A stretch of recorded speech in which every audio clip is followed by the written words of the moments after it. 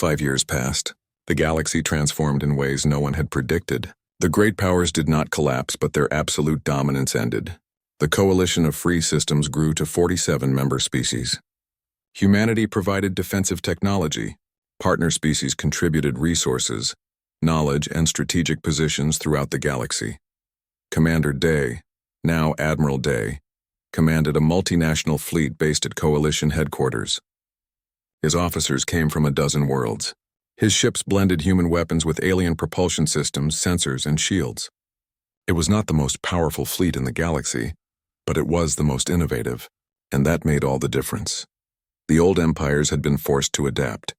The Krathon Dominion redesigned their entire military doctrine. Instead of massed formations, they developed small, fast strike groups that could scatter and reform. Their new ships carried layered armor designed to absorb kinetic impacts. It was not perfect, but it was better than nothing. The Vexari Collective developed quantum prediction systems that could anticipate projectile trajectories. Their computers calculated firing solutions and evasive maneuvers in microseconds. They could not stop a railgun shot, but they could dodge it. Sometimes, if they saw it coming. The Solmari created fluid-based point defense systems, clouds of reactive particles that could intercept smaller projectiles. It worked against conventional weapons and even some railgun variants. But humanity had not stood still either. Dr. Hana's research team had developed second-generation systems, multi-stage railguns that reached even higher velocities, guided projectiles that could maneuver mid-flight, and most terrifying of all, shotgun systems that fired hundreds of smaller projectiles simultaneously, saturating any point defense. The arms race continued. Every innovation spawned countermeasures. Every countermeasure spawned countermeasures. The galaxy had not known such rapid technological development in 10,000 years. Some species thrived in the new environment. Others struggled to keep up. But none could afford to stop trying. On Earth, life had changed profoundly. The planet had become a hub of interstellar trade and diplomacy. Human children grew up learning alien languages. University students studied at institutions on other worlds. Alien citizens lived and worked on Earth, contributing to a truly interstellar culture. Not everyone embraced the transformation. Some humans resisted, fearful of losing their identity. Political movements arose demanding restrictions on alien immigration, on technology sharing, on everything that made humanity part of the larger galaxy. But they were a minority. Most humans understood that isolation was no longer possible. They had opened the door to the stars, and it would not close again. Ambassador Yuna had become Secretary of Interstellar Relations, the most important diplomatic post in human government. She navigated the complex web of galactic politics with hard-won wisdom. The idealism remained, but tempered now by pragmatism. She had learned that respect in the galaxy was earned through strength as much as words. High Archon Velshara had not forgiven the humiliation. But she had adapted. The Krathon Dominion established limited partnership protocols with humanity. They were not quite allies, not quite enemies. They shared intelligence on mutual threats. They maintained open communication channels. Velshara recognized that in the new galaxy, old enemies might become necessary partners. Resonance Prime Crystal had become an unexpected advocate for the new order. The Vexari's cold logic concluded that galactic innovation accelerated overall prosperity, even if it reduced concentrated power. Crystal regularly corresponded with Dr. Hana, exchanging theoretical papers on weapons development and defense systems. It was the closest thing the crystalline being had to friendship. Wavesinger Nari maintained contact with Ambassador Yuna. The Solmari philosopher provided wisdom when requested. Their conversations revealed a species preparing for the next transformation, whatever that might be. Nari had been right. The arms race showed no sign of slowing. The question was no longer if it would end, but how. Dr. Hana stood in her laboratory, now the premier weapons development facility in human space. Around her, hundreds of scientists worked on projects that would have seemed impossible years ago. She had achieved everything she dreamed of: recognition, resources, impact. But the weight of it haunted her. Every innovation she created spawned countermeasures, which spawned countermeasures. The cycle never stopped. She thought often of Wavesinger Nari's warning. Innovation trumps age. But what happens when innovation never stops? When does the race end? Or does it end only when someone crosses a line that cannot be uncrossed? Her assistant, Engineer Yang, noticed her mood. He was young, enthusiastic, one of thousands of students who had flocked to weapons research after the demonstration. He offered quiet reassurance. "You gave us a voice, Doctor. What we do with it is on all of us, not just you." Hana wanted to believe that. But she knew better. Every weapon she designed would be used. Every innovation would push the galaxy closer to some inevitable breaking point. She had opened a box that could not be closed, and she would live with that knowledge for the rest of her life. Then something changed. Reports began arriving from the galactic rim. Strange signals detected from ancient installations. Structures that had been silent for millions of years were suddenly activating. The elder species recognized patterns from their own ancient histories. Warnings left by civilizations that came before them.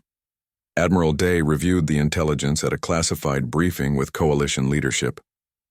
Security Director Tay presented the analysis. He was no longer the young officer who had defended Earth's facilities from espionage. 5 years of experience had aged him, sharpened him. "Whatever is out there," Tay said, "it makes our current conflicts look like children squabbling over toys. The ancient races built those warning systems for a reason, and now they are activating. We need to take this seriously." Resonance Prime Crystal's hologram flickered with unusual emotion, something almost like worry. Perhaps this is why the galaxy needed to be shaken from complacency. We grew too comfortable, too certain of our place. You humans reminded us that assumptions can be shattered. Now we may need that lesson, because something older and stranger is returning. The briefing ended with more questions than answers, but everyone understood the implications. The galaxy had spent 5 years fighting over human weapons technology. They had militarized, innovated, and competed, and now they faced something that might make all of it irrelevant. That evening, the same characters who started this journey gathered for an informal dinner on Coalition Station. Admiral Day, Ambassador Yuna, Dr. Hana, Engineer Yang, Director Tai. They were joined by allies from across the stars. Draken diplomats, Vexari scientists, even a Krathon military liaison who had become something close to a friend. They looked out at the stars through the observation window. The galaxy that had changed so much in so little time. Ambassador Yuna raised a glass. To the unexpected, we came seeking acceptance. We found power. We wanted peace. We brought an arms race. We hoped for recognition. We got fear and respect in equal measure. It is not what we intended, but it is what we have, Dr. Hana added quietly. And now we use it wisely, or we use it to doom ourselves and everyone else. The railgun was just the beginning. The question is what comes next. Outside the window, a human warship slid past. Its railgun arrays gleamed in the starlight. Beyond it, ships from 100 species maintained their patrols. Each represented a civilization forced to evolve, to adapt, to prepare. The galaxy would never again know the comfortable stagnation of the old order. For better or worse, humanity had ensured that innovation, competition, and change were now permanent features of galactic civilization.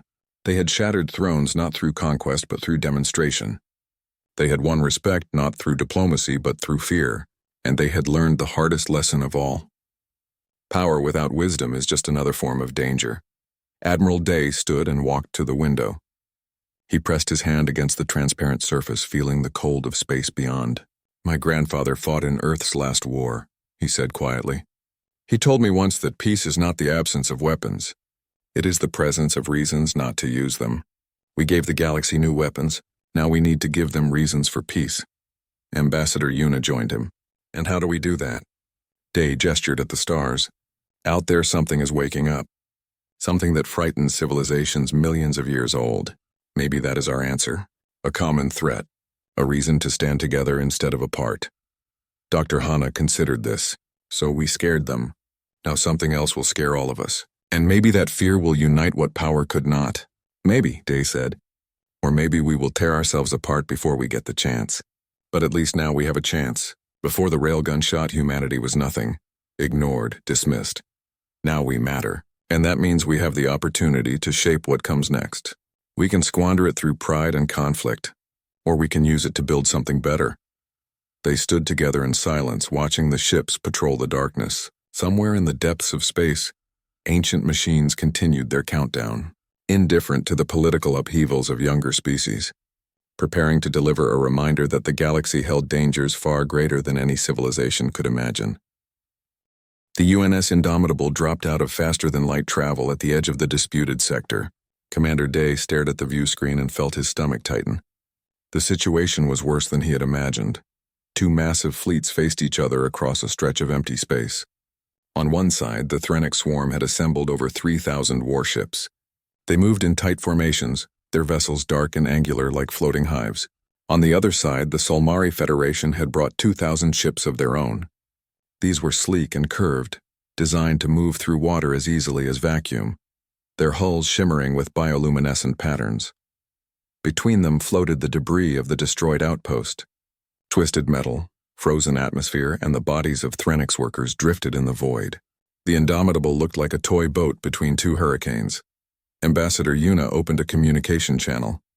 Her message went out on all frequencies, translated into every known language. "This is Ambassador Yuna of the human delegation. We have been sent by the Galactic Council to mediate this dispute. We request both fleets hold position while we investigate the incident." Silence. Then the Threnix Admiral Scrix responded.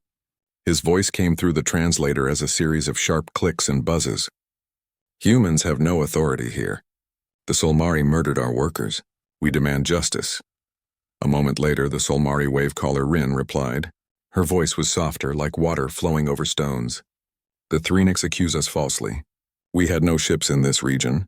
This is a fabrication to justify their aggression. Humans cannot help. Leave before you are caught in the fighting." Yuna looked at Day. He shook his head slightly. They both understood. Neither side wanted mediation. They wanted war. The destruction of the outpost was just an excuse, possibly even planned. Dr. Hana worked frantically at her station, scanning the debris field. Her fingers flew across the controls. "I am detecting the weapon signature," she said. "Definitely Krathon plasma cannons. Old models, but unmistakable."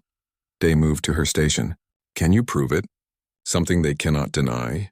Hana pulled up the data. "The plasma residue has a specific isotope signature. Every species' weapons leave unique traces. This is Krathon work. But they will claim the data is fabricated. They will say we are too primitive to analyze it correctly." On the view screen, warning lights began to flash. Both fleets were charging their weapons. Energy readings spiked across the sensor grid. The Threnix ships bristled with missile batteries. The Solmari vessels glowed as they powered up their plasma arrays. They would fire in minutes. Yuna tried again. "Please, both fleets, we have evidence of a third party involved. If you would just examine our findings." "Enough," Admiral Scrix cut her off. "Your interference is noted and rejected. Withdraw immediately." Day watched the tactical display.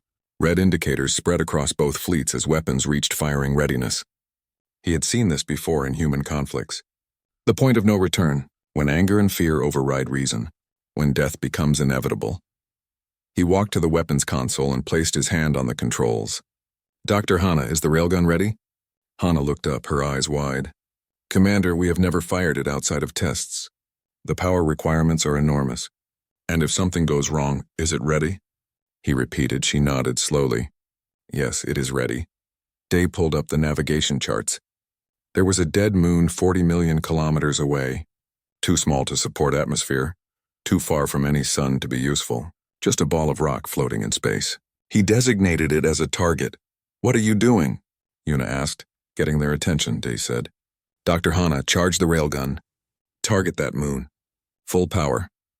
Hana hesitated for only a moment, then began the activation sequence.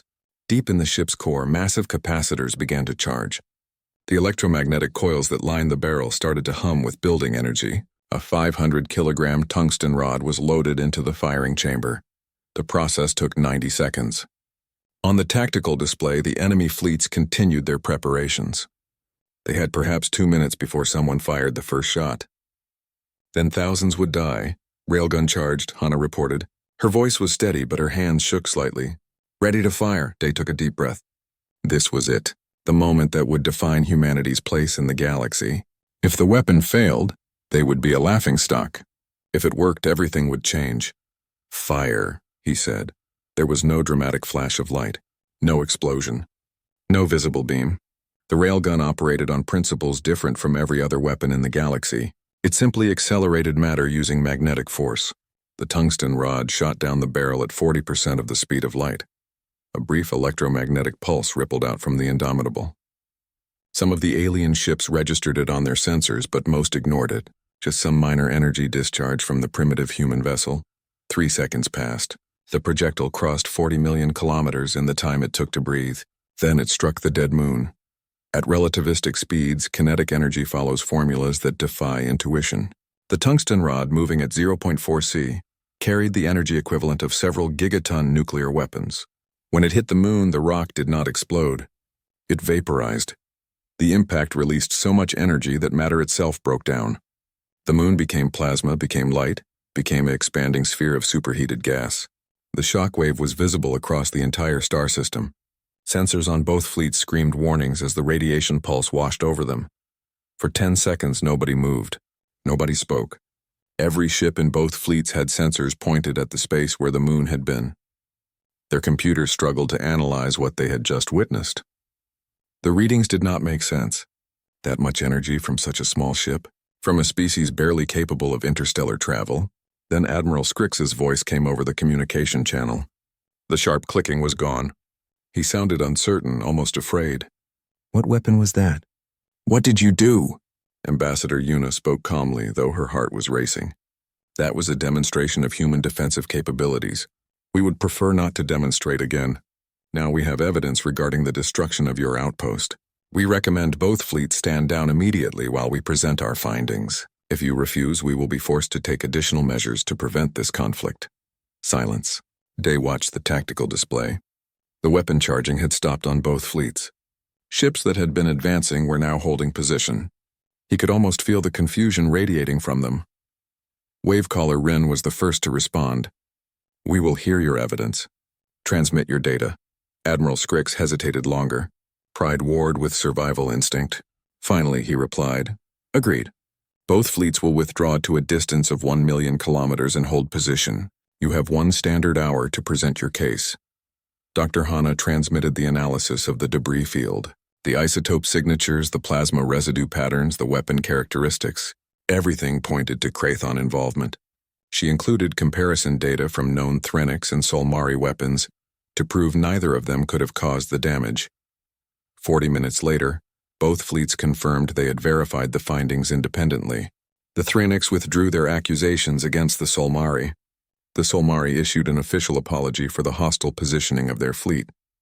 Within an hour, both sides were negotiating a joint investigation into Krathon activities in the border region. On the bridge of the Indomitable, Una sat down heavily in her chair. Her legs felt weak. They had done it. They had prevented a war. But the cost of that success was only beginning to become clear. Day stood at the weapons console, staring at the display. The railgun was already recharging, ready for another shot if needed. He thought about the moon, about how easily it had been erased from existence, and he thought about those fleets, thousands of ships, each filled with living beings. The railgun could destroy them just as easily. Dr. Hanna was running diagnostics on the weapon system. The railgun had performed perfectly, better than expected. She should have felt proud. Instead, she felt cold. She had wanted to give humanity a shield, but what she had created was a sword. And now the entire galaxy had seen it. Messages were already flooding in from across known space. Every major power was demanding an explanation. How did humans develop such technology? How many such weapons did they have? What were their intentions? The questions came wrapped in diplomatic language, but underneath was fear. Humanity had come to the stars seeking friendship. They had found suspicion. They had asked for respect. They had received contempt. So they had demonstrated power. And now they had something far more dangerous than friendship or respect. They had fear, and the galaxy would never look at them the same way again. Instead, they had become the catalyst for fear and militarization. Reports flooded in from across the galaxy. The Krathon Dominion, 6 months after the demonstration, the Galactic Council issued a joint declaration. High Archon Velshara delivered it personally to Earth, arriving with a fleet of ceremonial vessels and representatives from every major power. The message was dressed in diplomatic language about galactic stability and mutual security. But the meaning underneath was perfectly clear. Humanity had three choices. First, they could share railgun technology with all council members equally. Second, they could agree to restrictions on the deployment and production of such weapons. Third, they could face designation as a galactic threat, which meant sanctions, quarantine, and possible military action. Earth's government fractured over the decision.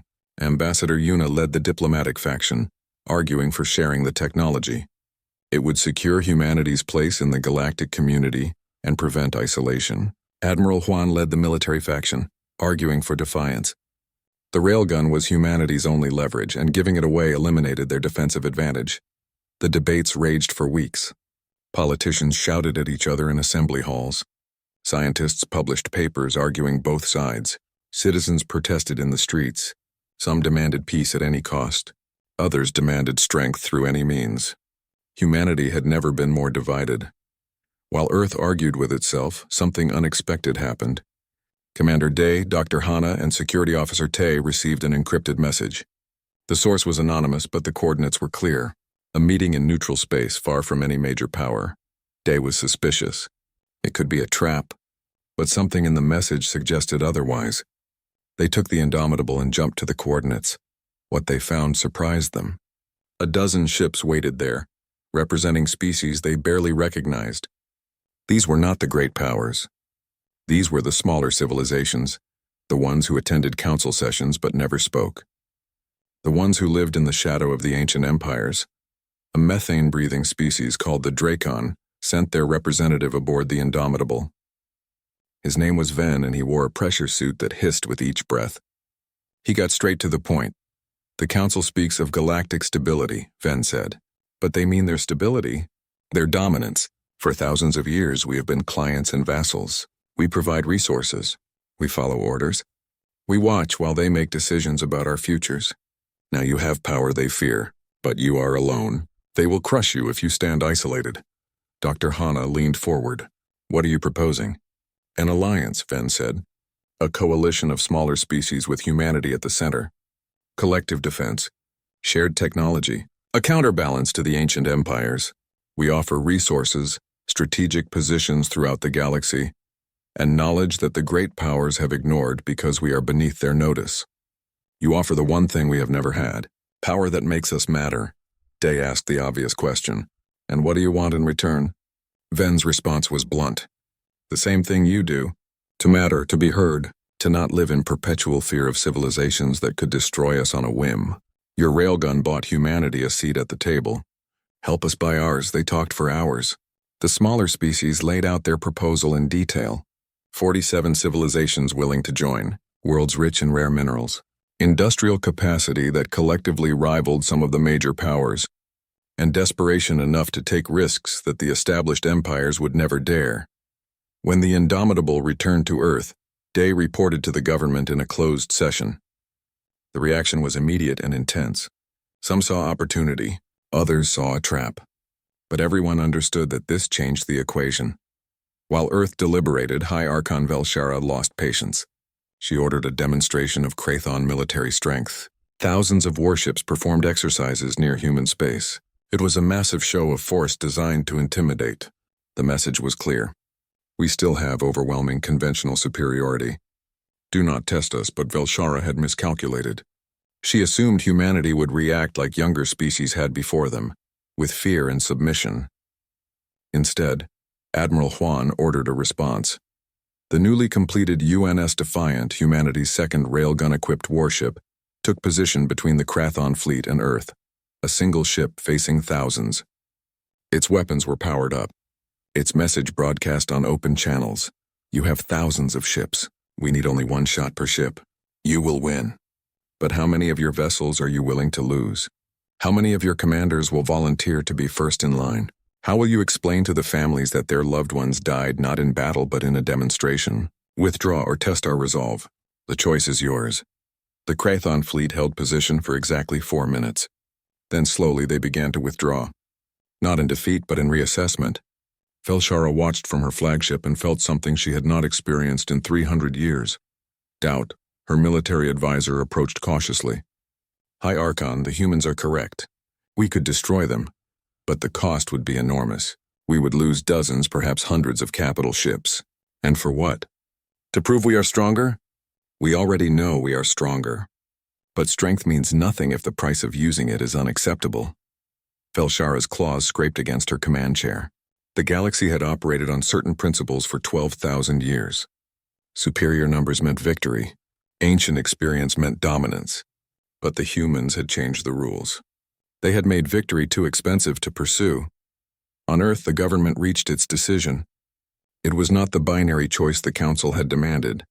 Ambassador Yuna stood before the assembled powers in the Council chamber once more. This time she did not plead. She announced, "Humanity will not share railgun technology with the Council as a body, nor will we accept restrictions on our sovereign right to self-defense. However, we propose a new framework. We will form mutual defense pacts with any species willing to treat us as equals, rather than subordinates.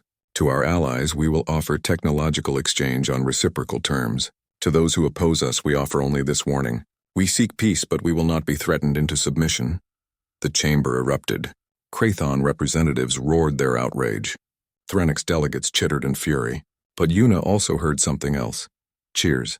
From the smaller species in the back tiers. The ones who had never dared speak up before. They were cheering. High Archon Velshara rose to deliver a scathing response. But before she could speak, Resonance Prime Crystal interrupted. The crystalline Vexari rarely spoke in open session. When they did, everyone listened. Crystal's form pulsed with calculated light patterns. The humans are correct. Our ultimatum was an attempt to maintain a status quo that has already failed. Their existence proves that technological stagnation breeds vulnerability. We propose instead a new framework. All species may develop any weapons they choose. But the use of world-ending force triggers universal response. Mutual deterrence, not enforced stagnation. It was not what anyone expected. Krikstal, representing one of the most conservative powers, was advocating for change. The logic was inescapable. The old system had failed the moment humanity demonstrated their weapon. Trying to restore it would only breed resentment and conflict.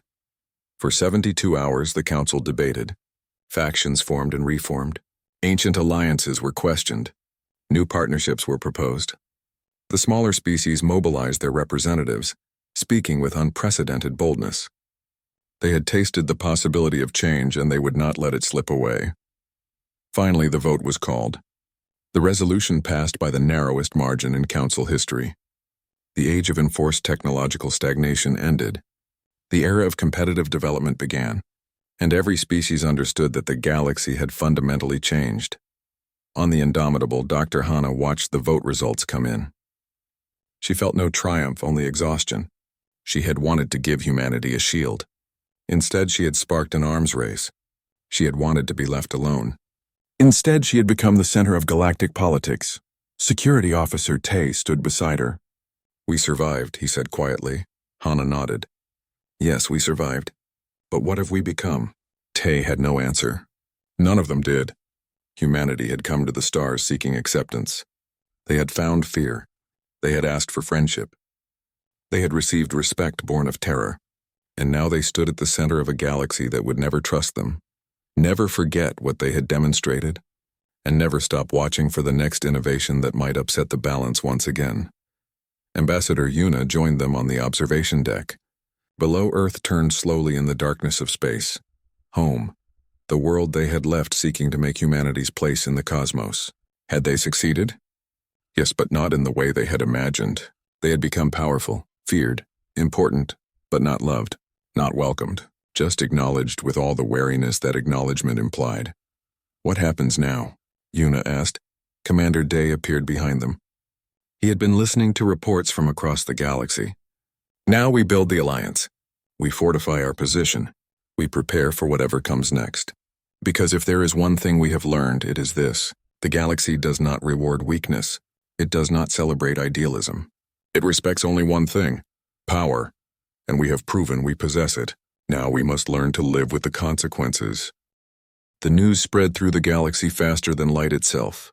Every species with sensors in that sector had recorded the event. Within hours, the data was being analyzed on 1,000 worlds. Within days, every major power understood what had happened. Humanity had a weapon that changed everything. On the Krathon homeworld, High Archon Velshara convened an emergency war council. Her military advisors filled the chamber, their scales dark with worry. Holographic displays showed the sensor recordings over and over, the moon disappearing, the energy readings, the impossible speed of the projectile. General Koth, commander of the Dominion's northern fleets, spoke first. His voice was heavy. High Archon, our analysis is complete. The humans accelerated a solid object to 40% light speed. Our shields cannot stop it. Our armor cannot withstand it. Our point defense systems cannot track it. Velshara's claws scraped against the stone armrest of her throne. Explain how a species that discovered faster than light travel only 30 years ago possesses weapons superior to ours. A science advisor stepped forward. Her name was Myra, and she had studied alien technologies for over a century. High Archon, the technology itself is not complex. Electromagnetic acceleration has been known for thousands of years. We abandoned it because energy weapons seemed more efficient, but we forgot a crucial detail. All our defensive systems are designed to stop energy weapons. A solid projectile at these speeds passes through our shields like they do not exist. Velshara was silent for a long moment. Then she asked the question that terrified her. If one human ship attacked our home fleet right now, what would happen? General Koth's response was quiet. They could destroy every capital ship before we returned fire. Our fleet doctrine relies on massed formations. Those formations are now targets. It would take years to redesign our entire military strategy, and we would need to start immediately. Halfway across the galaxy, in the crystalline towers of the Vexari Collective, a different analysis was taking place. The Vexari were beings of pure logic. Their thoughts processes running through quantum computers built from their own transformed bodies. Resonance Prime Crystal observed the calculations with something approaching concern. The projections were clear. Humanity currently possessed limited industrial capacity. They could build perhaps a dozen such weapons per year.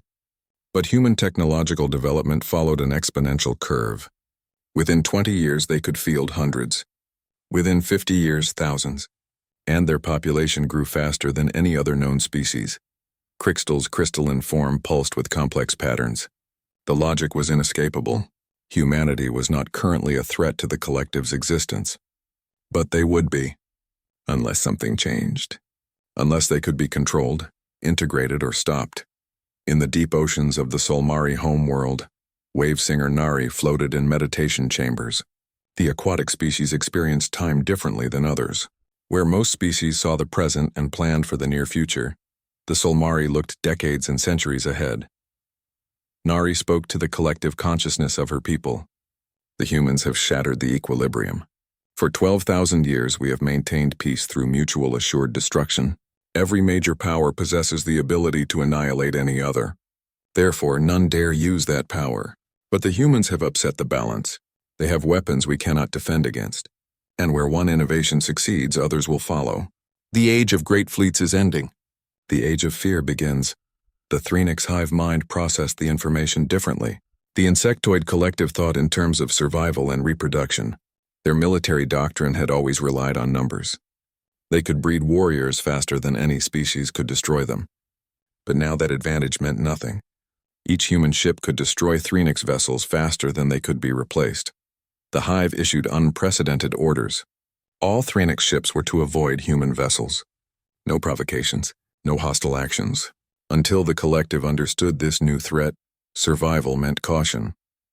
Back on Earth, the government struggled to manage the sudden flood of attention. Ships from every major power arrived in human space daily. They came bearing gifts, trade agreements, and diplomatic offers. But everyone knew their real purpose.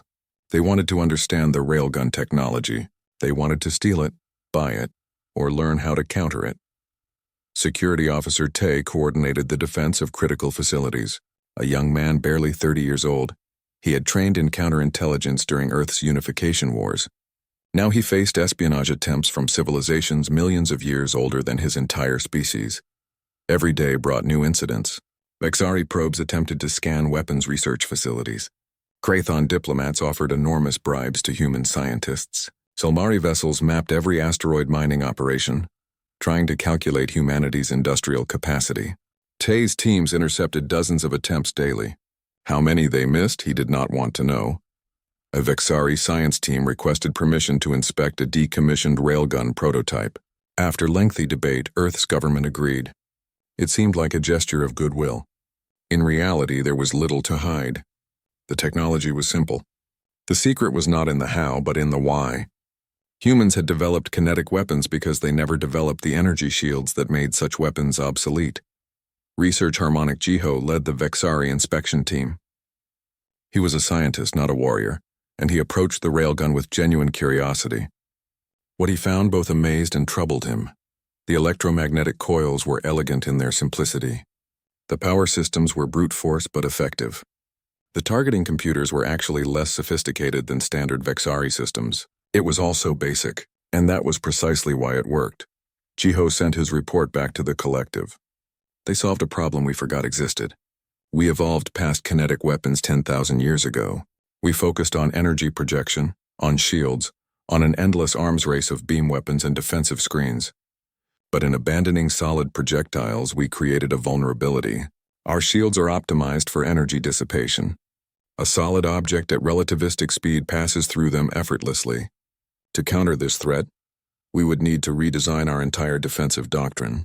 That would take decades, and during that time they would continue to advance.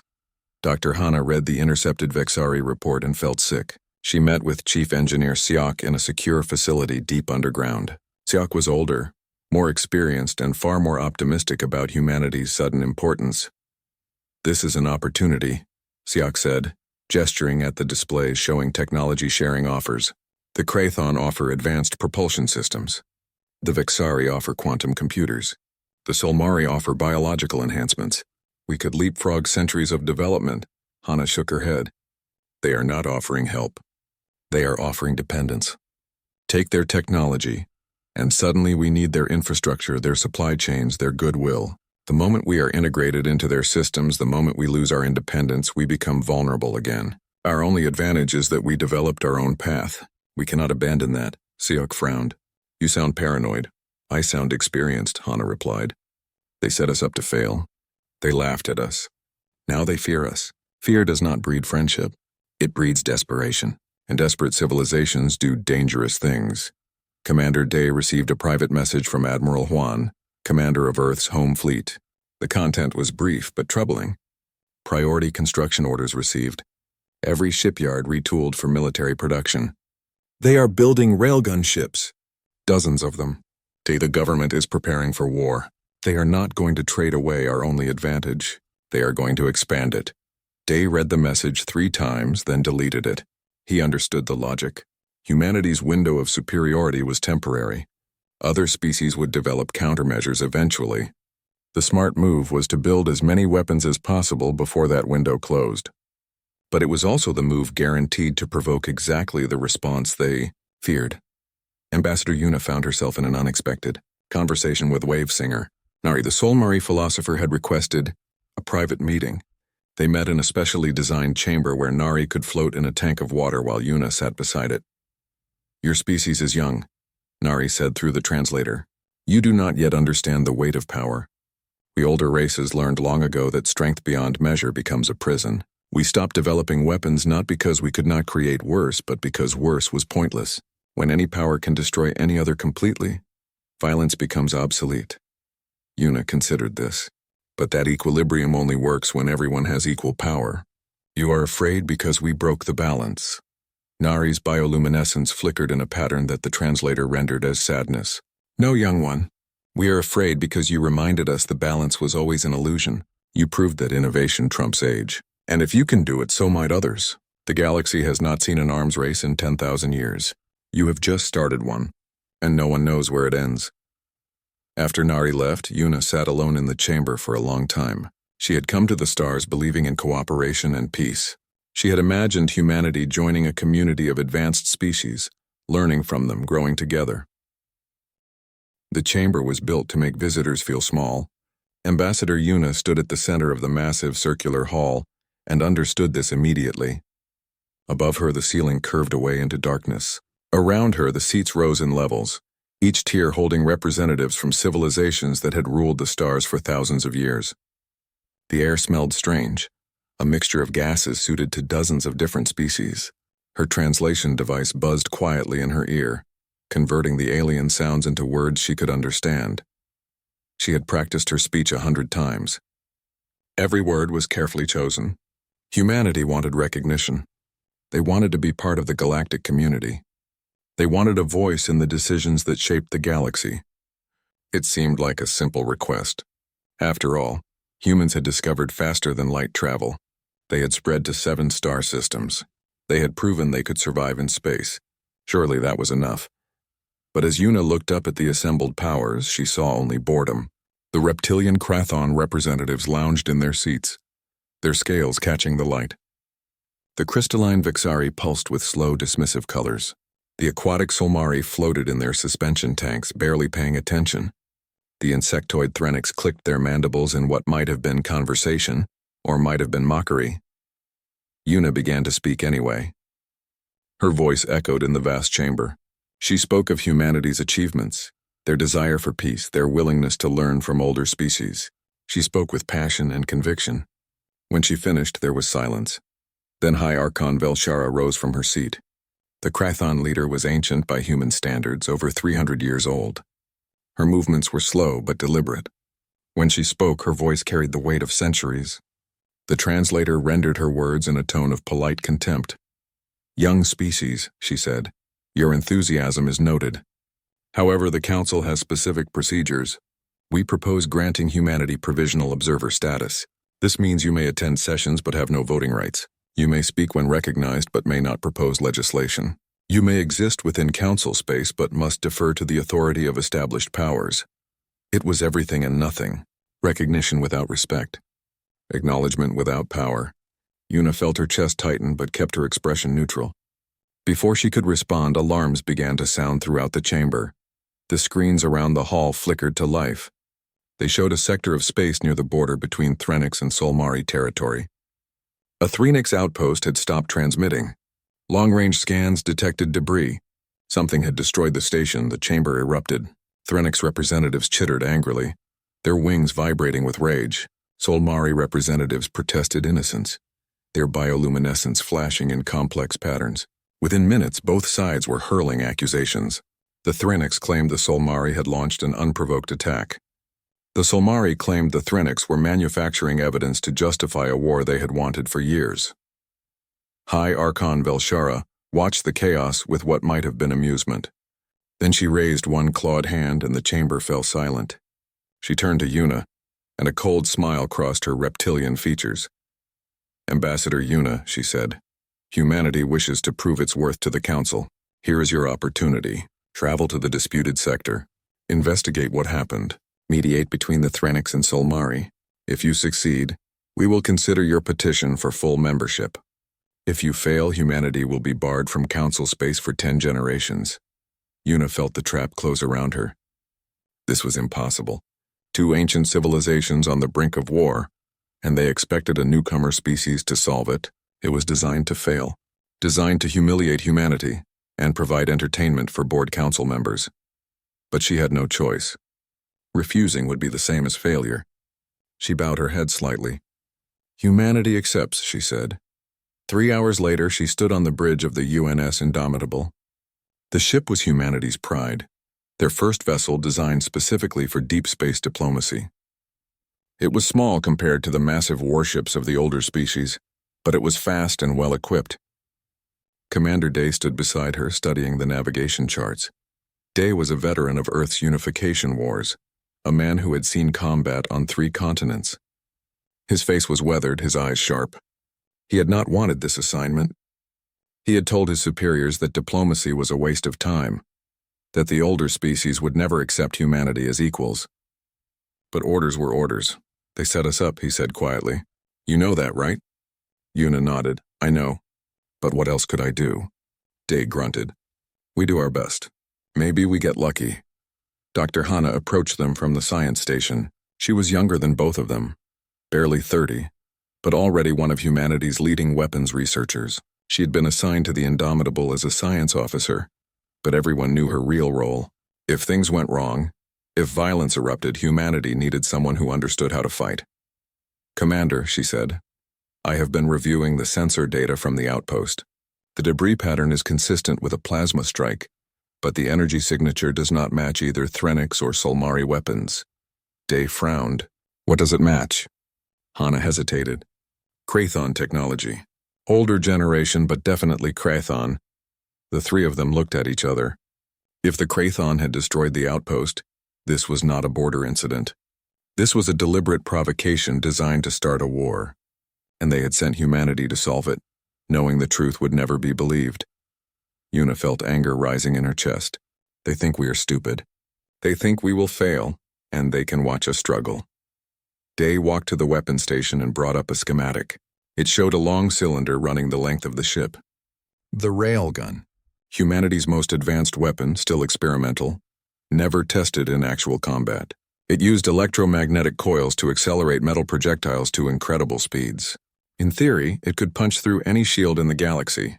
In theory, maybe they are right, Day said. Maybe we will fail at diplomacy. But if things go wrong, at least we can remind them that humanity is not helpless.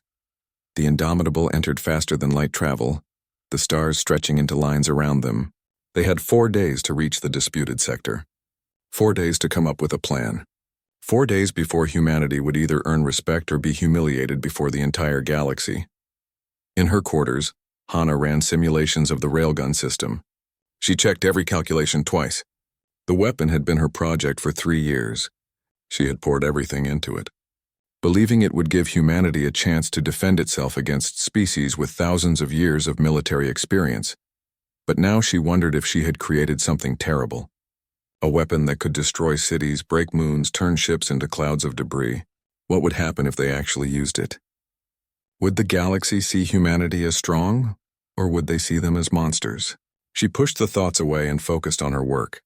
Right now, the railgun was just a tool. How they used it would determine what it meant. On the bridge, Day watched the countdown timer. 3 days and 18 hours until they reached the border. He had fought in many battles, but always against other humans. He knew human tactics, human weapons, human psychology. Aliens were different. Their ships moved differently. Their weapons worked on principles he barely understood. And there would be thousands of them. But he had one advantage. The aliens did not understand humans either. They thought humanity was weak, primitive, barely worth noticing. That mistake might be the only edge he needed. In the medical bay, Ambassador Yuna tried to rest but could not sleep. She kept replaying the council session in her mind. The boredom in their eyes, the contempt in Velshara's voice, the trap they had set so casually, as if humanity's fate was just a game to them. She had come to the stars believing in cooperation, in mutual understanding, in the possibility of peace between species. But the galaxy was not what she had hoped. It was old and cruel and did not care about newcomers with idealistic dreams. Maybe Day was right. Maybe the only language the galaxy understood was power, and if that was true, humanity would have to learn to speak it.